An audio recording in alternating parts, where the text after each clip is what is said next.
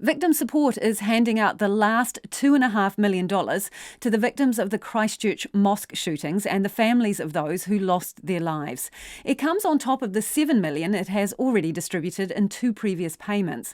This time, it's taken a different approach, paying slightly more to the injured depending on whether they were shot or if they sustained more minor injuries.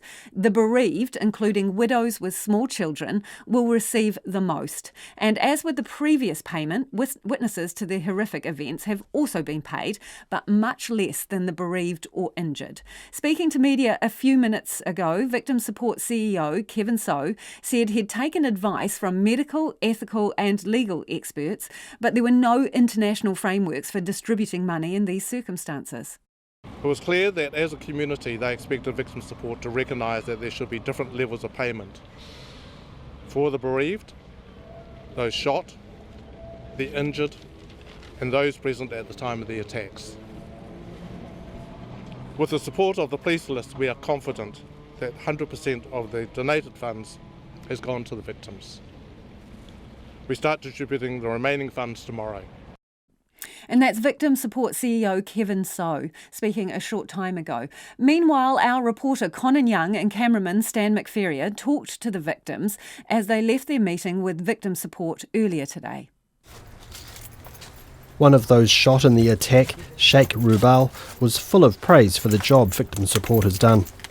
Thank you. I know that all the money is gathered from the public's donation, and upstairs I read a really nice message from a 8-year-old boy, and they have done some baking and they gathered those money and they just give to Victim Support. Wonderful. I think with this incident people came together and people's donation, everything. I know that my life will be not same as before, maybe it will take some, but this money will help me for my long-term recovery. Ahmed Jahangir suffered a bullet to the shoulder in the shootings and says the money will definitely help. I have lost my right hand for my life, and also I have got all my nerves got scattered, and I'm on high dosage of pain reliefs. This money, I don't know how long it will sustain to do, but definitely not throughout my life, but it will be a help. Zachariah Tuian was the 51st victim, dying in hospital of his wounds 48 days after the attacks. His widow today made the point that the money raised would only go so far. I was just doing this simple calculation with people the other day, because everyone's talking about 10 million. There's 10 million, But even if you just divide the 10 million by the 50, forget 51, 50 widows, regardless of how big the family is. 10 million is 200,000 each family. And this is just dividing by 50 people, families, is 200,000. And if you divide that, and let's say you want them to stretch it out for 5 years, that just comes about to 3,000 something per month, regardless of how many you have in your family. So that money, that 10 million, is being divided into widows, the bereaved family, as well as physically injured. So it's actually much lesser and lesser now. So, there's a whole lot of misunderstanding out there. 10 million, but look at how much that 10 million, we're not expecting to be provided for the rest of our lives or anything like that. But for some families, this is the reality. And for people who've lost their main breadwinner, it has a real impact, doesn't it? Yes, and I feel for them too. Yeah, but we're resilient, and whatever help we get, we're very thankful and grateful for it. Today was not just about the money. Victims were presented with a bound book containing the many written tributes of members of the public, included with their flowers outside the 2 mosques and at the Wall of Flowers. It meant a lot to Jana Izzat, who lost her son in the attacks. I love it. Thank you, New Zealand. Thank you so much. What have they given you there?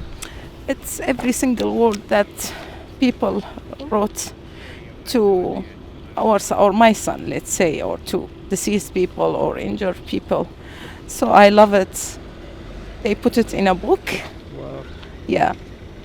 I can tell that means a lot to you. It means a lot. It means a lot. I'm very happy with it.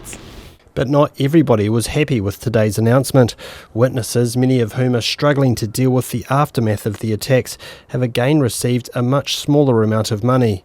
Abdulaziz, who chased the alleged gunman away from the Linwood Mosque, has always said all 290 victims should be paid the same, and that paying some more and some less is only dividing the community. He says witnesses are often struggling to deal with mental trauma, but this hasn't been recognised by victim support, which has today only given them another $5,000 on top of the $12,000 they'd already received. Victim is all victims. Outside wound you can see, you can treat and can get healed. But inside wound you cannot see, you cannot treat, takes long time to heal. And after all this problem they're putting on them, the division and things, well, psychologically they make it more disturbing and put more pressure on them, and the illness will go more higher and higher. All eyes are now on the Christchurch Foundation to see how it will distribute the roughly $6 million it's raised through the You Are Us campaign. Kei Oto Tahi Aho, mō te hōtaka o te ahi ahi, ko Koninyang tēnei.